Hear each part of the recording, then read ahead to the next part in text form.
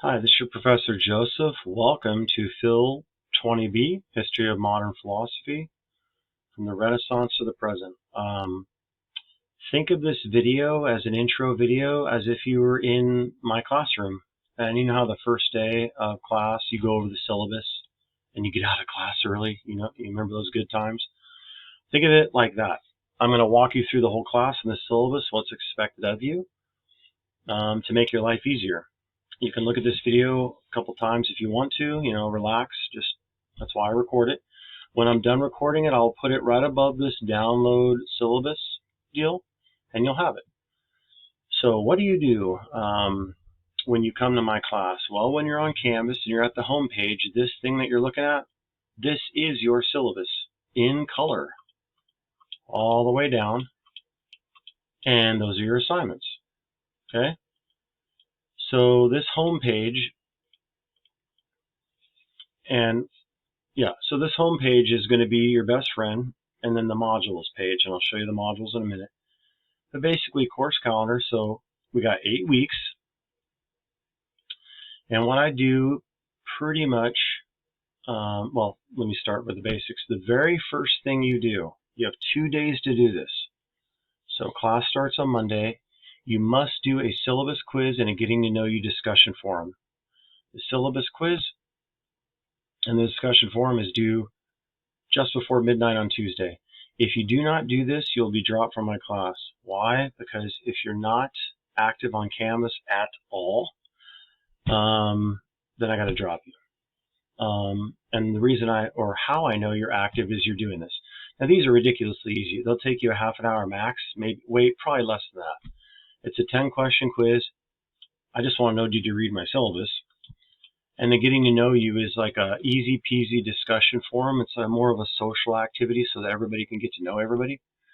So the 2 buttons you're going to want to really know is home, which is here, the announcements, 3 of them, the announcements, and check these when I make an announcement to the whole class. For example, when you log into my class, the very first thing you see, I got to edit this. Yeah, no, I don't have to edit. That's fine. It's just what I said. You have a syllabus orientation quiz and a getting to know you. They're due February, just before midnight. Otherwise, the first week, you have 2 quizzes due by Thursday night. And let me show you. So on your modules page, this week 1, it says 2 week 1s, right? One of them is like real basic. Like there's a bunch of videos. If you're new to online or new to Mount Sac and you want to, get some videos under your belt with just online education in general, you can look at these, but you don't have to. What you really want to do though is focus on this and this. That's the quiz. I think I give you 2 or 3 attempts to take it. Real easy. Getting to know you discussion forum. So you got to answer 6 questions, or you got to answer 5 questions, and then you post a picture of your most favorite place to relax. If you say to me, I don't know how to post a picture, you'll lose points. This is your time to shine. If you don't know how to post a picture, guess what you do? You call Canvas, and I give you the number right there. And I even say, give them this number right here. If you look up there, that's the number of your Canvas course. What they can do is remote into your Canvas course and look at it just like you see it. And they can help you post a picture, okay? So one of the reasons I do that is so that you get interactively involved in Canvas. So getting to know you is fun. Why are you taking this class? Do you have a major? How many years you've been here? Most and least learning experiences, how successful they were. What's your favorite current movie series? It's fun. And then you have to make a reply, at least one, to one other student. How am I going to grade you? Click on that to show the rubric. Real easy. Did you answer the questions 1 through 6? Did you post that picture? Did you make a reply to another student? Super easy. That's your first rubric, you might say. Then once you're done with these 2, you will come in, and every week you will have quizzes and you will have a discussion forum. The discussion forum is usually one question from each chapter, and I'll get to that in a second, but let's back up. Go back to home. Let me walk you through the syllabus, and then the last thing I'll do is we'll go over your homework. So there's my email. Please email me if you want to contact me. Don't message me in the Canvas inbox. I don't respond to those, and if I do, it's rare. Excuse me. Oh yeah, excuse me. My virtual office hours are Monday, Tuesday, Wednesday, and Thursday, 12 to 1. I'm checking emails pretty quick during that time. Any time outside of that, it might take me 24 hours to get to your email. In this class, I have to update this syllabus. In this class, you do not have to do Zoom meetings with me ever. That's not the way the class is set up. This is all set up to where you just do your assignments. If you want to schedule a Zoom with me during my office hours, if you want help or more clarity on a subject or topic, you can schedule that with me. I'll give you a Zoom link. Otherwise, you do not have to do any Zoom meetings in this class, okay? My office, we're not on campus, so that doesn't matter. Campus support line, yeah, so these are your numbers if you need help with campus, and they're very helpful. So yes, here we are. Here's some pictures of some modern philosophers: Kant, Hume, Luther, Nietzsche, Marx, Wittgenstein. When people say Nietzsche, it's wrong. It's Nietzsche. Just got to throw that in there. Overview. Why in the world would you want to take modern philosophy? Why in the world? Well, here's why. Here's some questions. What is truth? We all love truth, right? I hope you do. Because if you say something like, well, there's no such thing as truth. Okay. But I think there is a such thing as truth. And we're rational agents by nature, and we desire truth.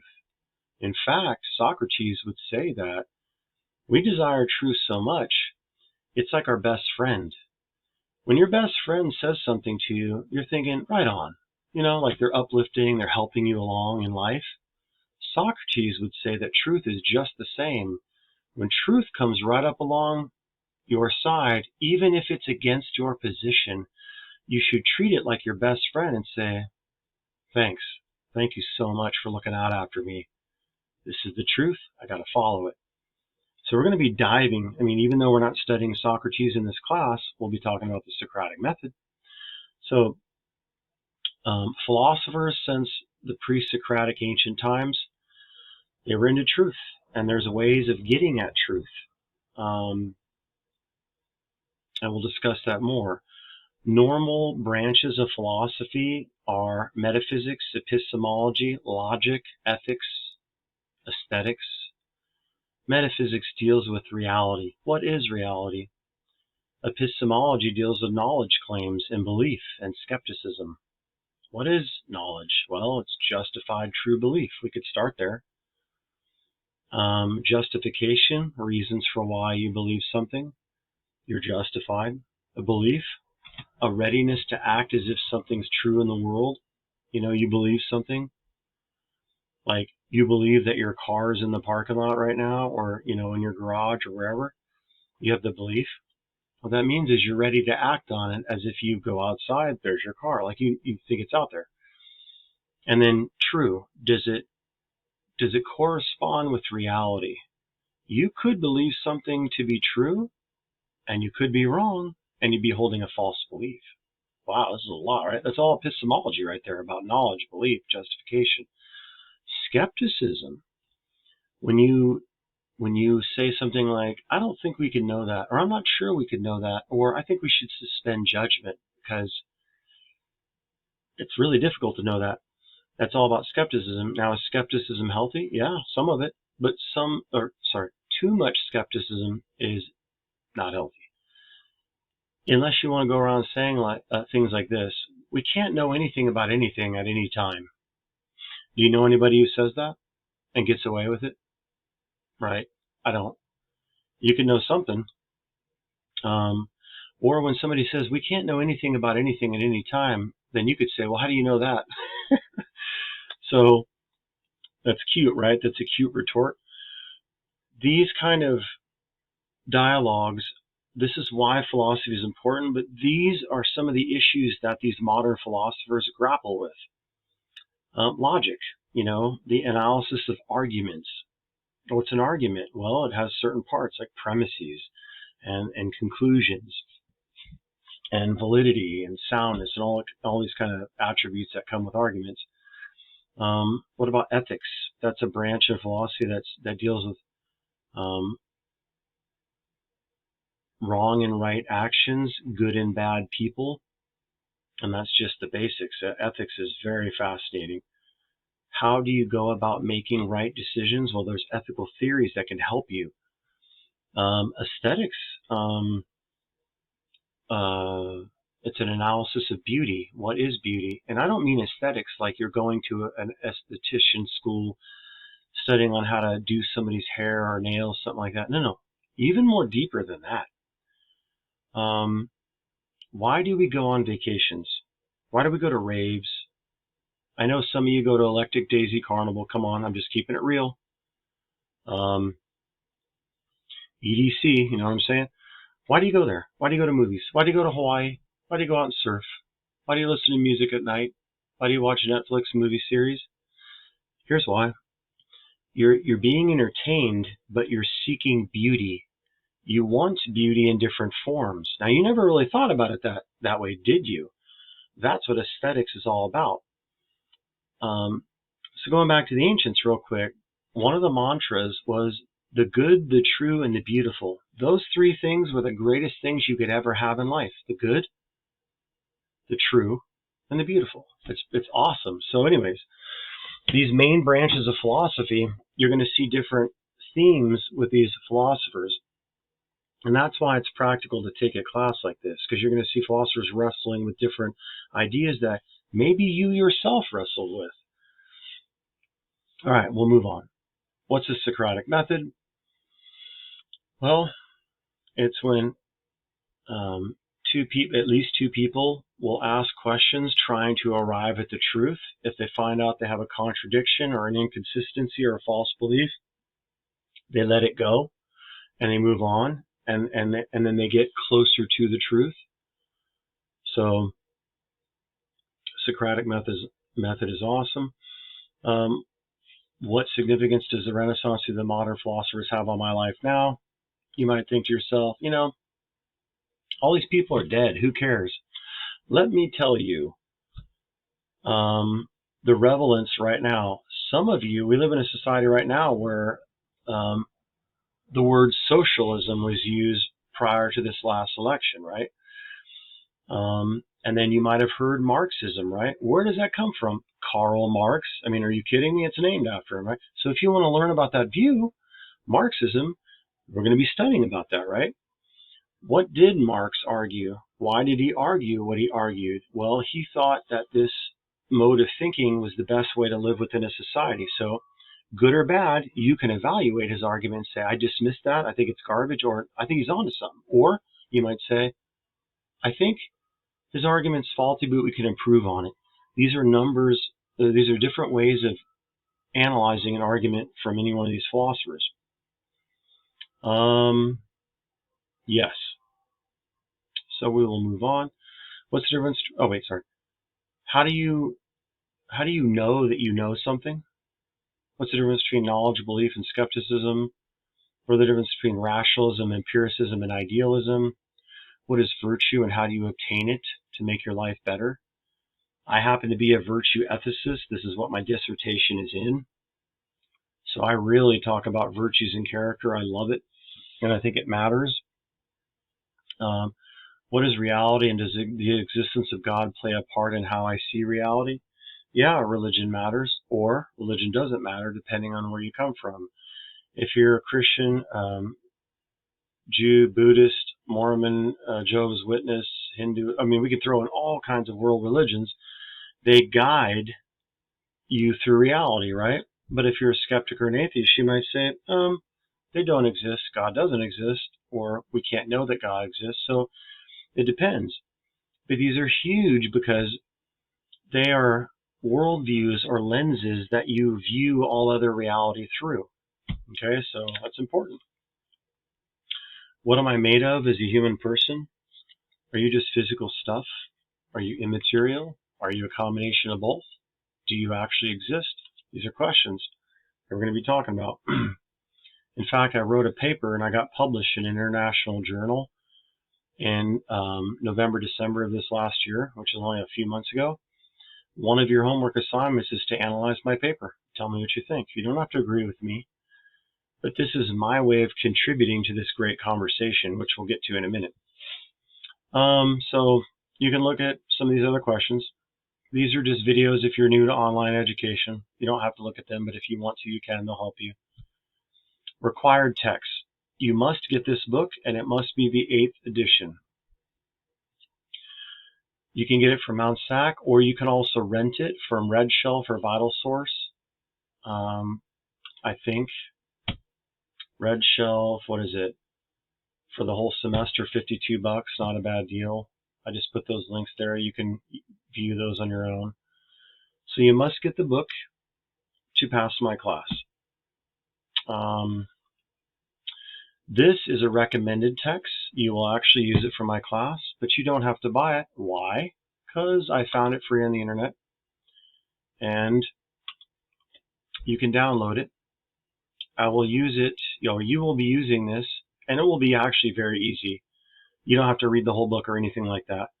Each week, you'll pick one single topic out of the book of your choice in that category, and you'll talk about it in your discussion forum.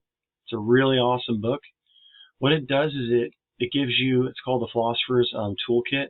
It gives you philosophical tools, very, very neat. You'll be using some of these tools, just thinking about them, and how they might apply to some of these arguments you're going to be interacting with the philosophers. But again, the book's there for free for you. Homework, weekly quizzes, 40% of your grade. Weekly discussions, 25% of your grade. First paper is 15%. Final paper is 25%. Your final paper is your final exam. So I'll go over that when we get to it. Here's the point breakdown in the class that I use before I give you extra credit, if you do extra credit. And here's the Mount Sac grading scale. There is a video on this scale and why I use it before I get to this one. I explain it all in this extra credit video. If you do extra credit that's due at the end of the semester, click on the video, watch it, I explain everything, okay? Here's your options for extra credit. You can only do one of them. There they are in front of you. You have to fill out forms for each one that you do. Again, all in that video. Student learning outcomes, things that you will know by the end of the class. For example, students will be able to write philosophical essays which reveal improved skill in the presentation and evaluation of arguments. The students clearly and effectively present their own philosophical position. You'll do this with the first paper and your final paper. Add drop deadlines. These are important. And again, I stress here, February 24th. Oh, actually, I got to edit that. Let me see.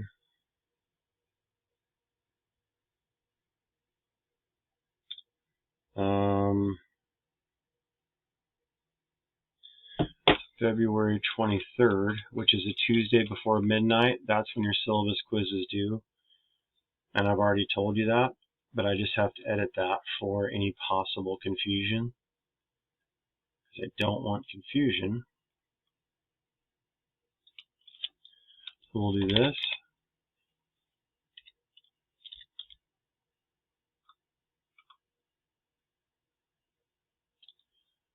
And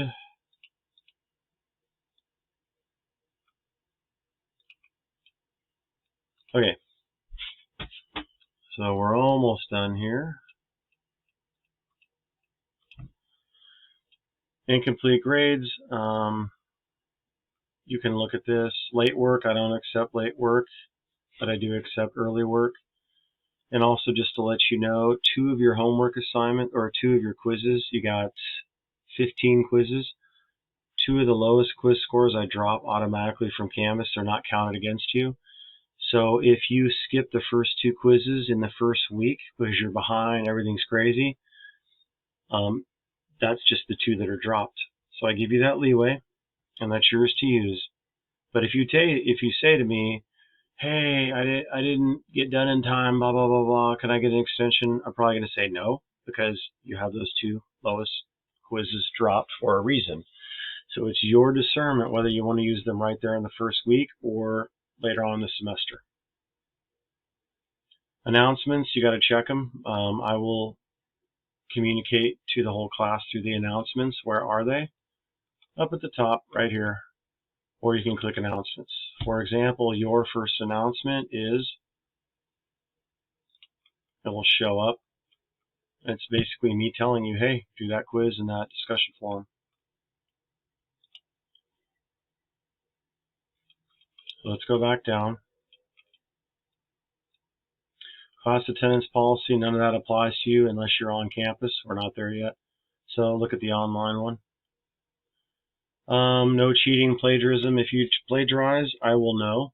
If you turn in a paper that you wrote for me in another class into this class, I will know, because it will tell me you've turned in a previous paper, and I will not count it. It only counts for that class you turned it in with. If you plagiarize from an internet site and you don't properly cite, it will literally show me the internet site you used. If you take somebody else's paper and put your name on it, I will know in 2 seconds. If you plagiarize, you have a 0. There's the plagiarism descriptions. If you want help with writing, talk to me. All I'm going to do is say, hey, watch my video on how to write the paper. Watch it a couple times. If you struggle with grammar, if English is a second language, you know, it's not your first language, I'll help you by telling you go to the Writing Center. They're for free. They walk you through how to write your papers. They help you with grammar. They're your ally. So there's no excuse at any time why you'd want to cheat and plagiarize. We have tools that we can use. I use the Writing Center. Remember, I'm a PhD student. I defend my dissertation next month. I have used the Writing Center I don't know how many times at Claremont. I go to Claremont Graduate University. I use their Writing Center to help me with the logical flow of my arguments, my thesis. Does it connect throughout the rest of my paper, my grammar? Things that I miss, they spot them just like that. One of the good things about using the Writing Center, or one of the tactics I've learned from them, is a lot of the tutors, they'll say this, which it'll seem bizarre at first. They'll say, hey, read your paper out loud. And you're like, what? And they'll say, yeah, read it out loud. Start with the first paragraph. You read it out loud, and when you have a typo and you read it to yourself out loud, you can instantly hear it. So it's a tactic on how to correct grammatical errors by hearing your own voice say it out loud. It's fascinating, and it really works. So anyways, you want help with writing? Writing Center. Any questions, let me know. Classroom behavior. We're not in classroom. Behavior appropriately at your own home or wherever you are. Students services. I provide links to all these wonderful little communities at Mount SAC. They are there to help you. If you're a veteran, a single parent mom, or any one of these categories, Dream Program, High School Outreach, Bridge, contact them. Sometimes they have priority registration, free computer labs. When we go back into person, some of these places have free couches you can sleep on. I mean, literally, refrigerators where you could store your food. Really cool stuff. If you have any questions and you think if you don't know what category you might fit in here, but you want help for free stuff at Mount SAC, set up a Zoom meeting with me. I'll help you. Especially if you're a veteran. Why? Because I'm a veteran. I'm just saying that's my neck of the woods. When I was a veteran at Mount SAC, I got priority registration. So many years ago, back in 94 to 99. And yeah, I don't know if I said that yet, but I used to be, when I got out of the military, I used to be an X-ray tech. I got my X-ray tech license at Mount SAC. Then I went to Loma Linda University, did nuclear medicine. So I worked in the medical field for about 20 years. while I was doing my master's degree in philosophy and now my PhD. So this is where I'm at. So yes, I was a Mount Stack student for 5 years. So y'all have nothing on me. In fact, it's funny. When I was a Mount Stack student, we had to have an ID card with a picture, and then you had a little sticker with like spring 2000, whatever year you were there. It's kind of cool. I miss those days. Course calendar. So every week you will have quizzes. I tell you, like, for example, week 1, I tell you, hey, you have 70 pages to read. 20 pages from chapter 16, 44 from chapter 17, and then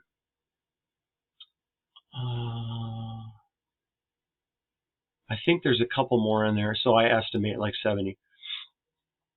And you have a quiz. Each quiz you can take it 3 times. It takes the highest score out of the 3rd attempt, and it puts that on Canvas. If you ace your quiz the first time, there you go. So I'm pretty lenient with quizzes since it's the majority of your grade, because I want you to do well and I want you to do your assignments with excellence. I give you numerous attempts. Great conversation. You'll have 1 per week, and what I do is, let me bring you to it. Your first one is waiting for you right now. So anyways, there's your quizzes. Oh, so yeah, I have your goals for the week. Each week, it just gives you a general breakdown of what you have to do. It's redundant. I mean, I already show it to you in the syllabus, but if you click on it, it's here. It gives you your student learning outcomes. But each reading that you have, if you click on the essentials from the reading, you can download it or just view it here. You can have a personal copy. I give you all the highlights of the chapter that I want you to know. So before you even start your reading, scan through these. Look at them, like, okay, I got to learn about Copernicus, Kepler, okay. Something about old and new, Earth, okay. One view says the Earth is in the center of the universe. The other one says there's no center. Whoa, like, these are just some of the highlights. Then, do your reading. Don't attempt these quizzes unless you do your reading. You won't make it. You'll be winging it, and that's like playing with your education like it's a stunt man or whatever. You don't want to do that. Look at the essentials from the reading, get some of the highlights, do your reading. So for example, you'll have to purchase this book. You'll come to chapter 16, the very first chapter. And voila, there it is. And this takes you from the medieval to the modern Europe, And when you scan through it, you'll see some of the highlights and those essentials from the reading. But of course, the reading's going to have more detail. Like, for example, we're going to talk about Martin Luther, what he did, his 95 thesis, all that kind of stuff. Let me get to the end of the chapter. At the end of each chapter, it'll tell you keywords. These are pretty important to know. Some of them aren't, but a lot of them are. For example, primary and secondary qualities, you'll have to know something like that. Anyways, but that's your reading.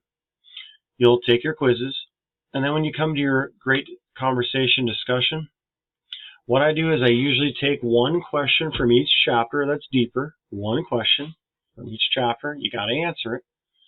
Then I ask you, what do you think about one of these questions? Pick one of them. See, what you're doing in the first part, you're answering it. You're giving me a factual answer. And when you're doing it, I'm asking you up here at least 3 to 4 sentences from each answer. And I want you to tell me where at in the book you found your answer. You got to give me the page number.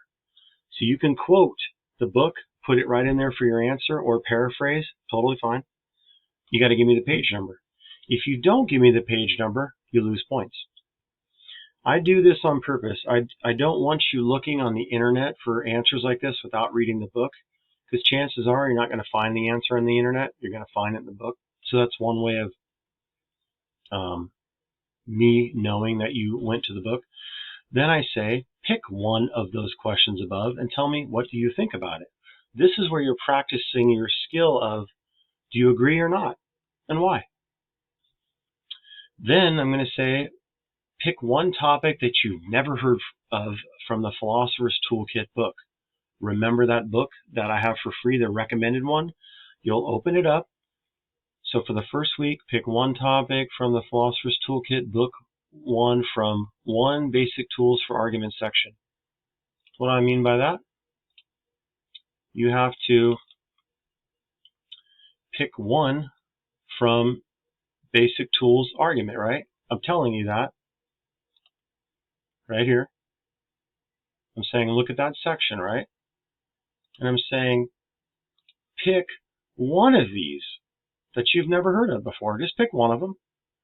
Some of you might be like, axiom, what the heck is that, right? Well, start reading about axiom. What is it? Like, they're usually 2 to 3 pages. Sometimes they're only 1 page. Like, real quick read, right? Read about it. These are not long reads, they're quick. But what they are is they're little philosophical tools. They're just distinctions in reality.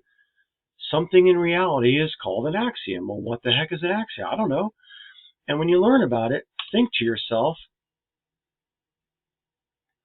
why do you like this new distinction about reality? Like, why do you like axioms? You learned about it now, like, does it jive with you? What do you think about it? Then tell me how it applies to something about chapter 1 or these questions above. So I want you to learn something new real quick.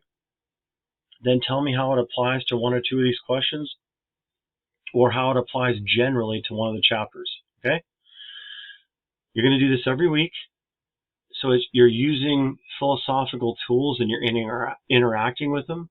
So that by the time we're done with my class, you'll probably learn 5 or 6 little philosophical tools that you didn't know about before. And it's practical because you'll be thinking about how do they apply to these arguments and these philosophers' positions that I'm learning about. So there's a reason I'm having you do this.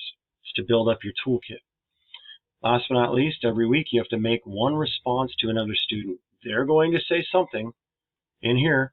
I want you to tell me something about their answer. Why did you like it or not? Don't just say, hey, oh, that was a cool answer. That's not a response that's appropriate. You're going to have to give me a little bit more detail. Explain how you think they advance the conversation forward better, how it applies to your life. Did they say something you'd never thought about before? Tell us. What was it? So this is another social aspect of the class. Other students are participating in, wait for it, and you are participating in with them, the Socratic Method. That is the Socratic Method. All of you are trying to answer these questions. You're trying to arrive at the truth, and you have different insights, right?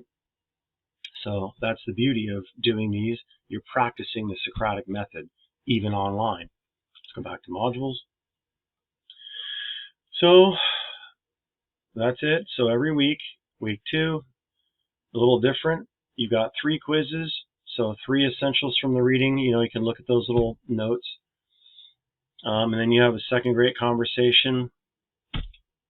Third, 4th week, I make it easy. No reading or quizzes or even conversation. You just focus on your first paper. That's it. I want you to do good on your first paper.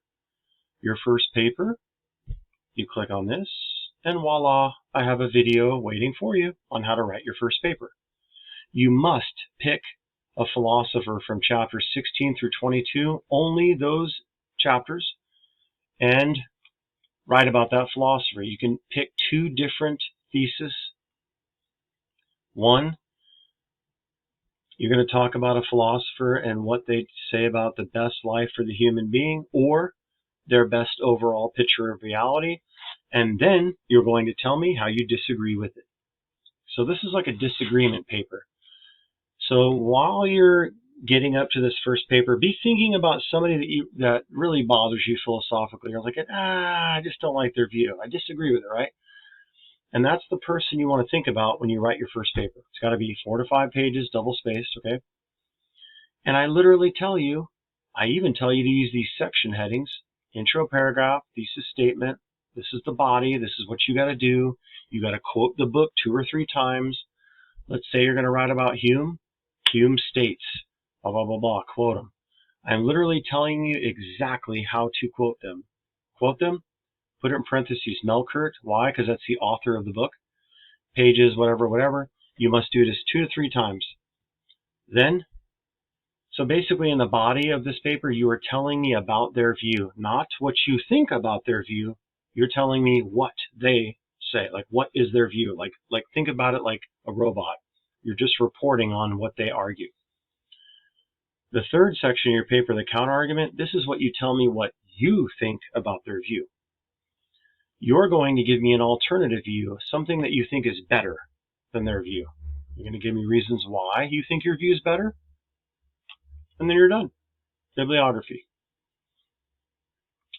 You have to give me the bibliography for the book that we're using. And there you go. You can read the rest of this. And again, this is all in the video.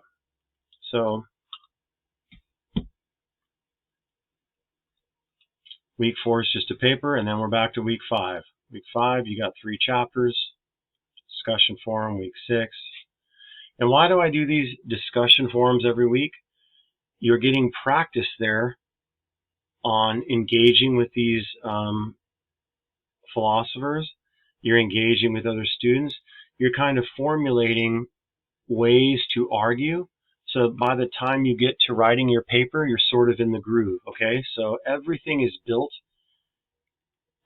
gearing towards you writing a better paper. And on down to the very last week, I make it easier for you. No quizzes, just your final paper.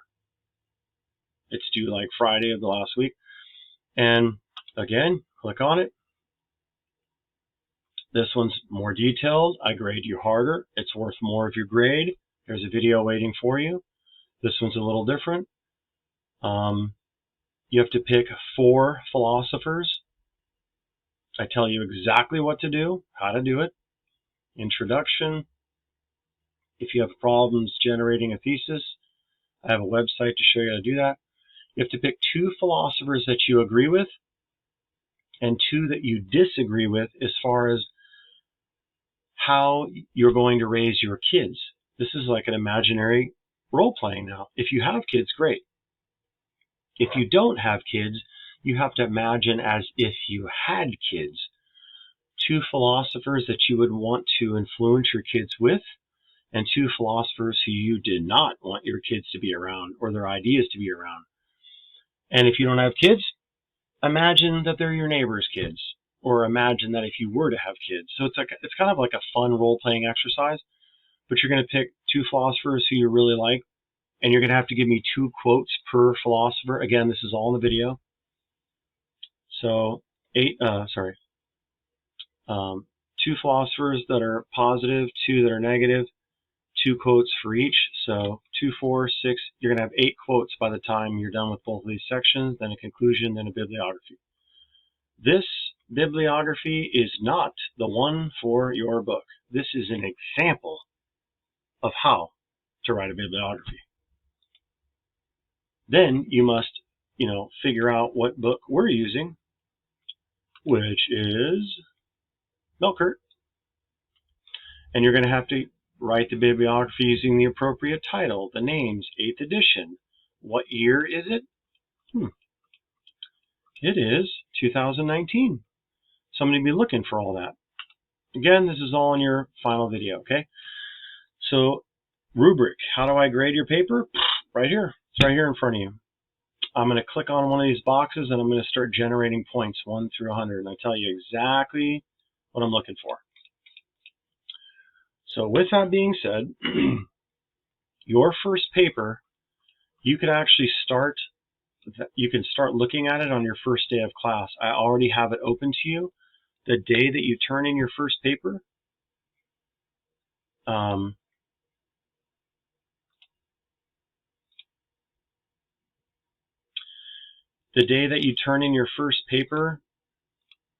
you will have your final paper open up. So there you go.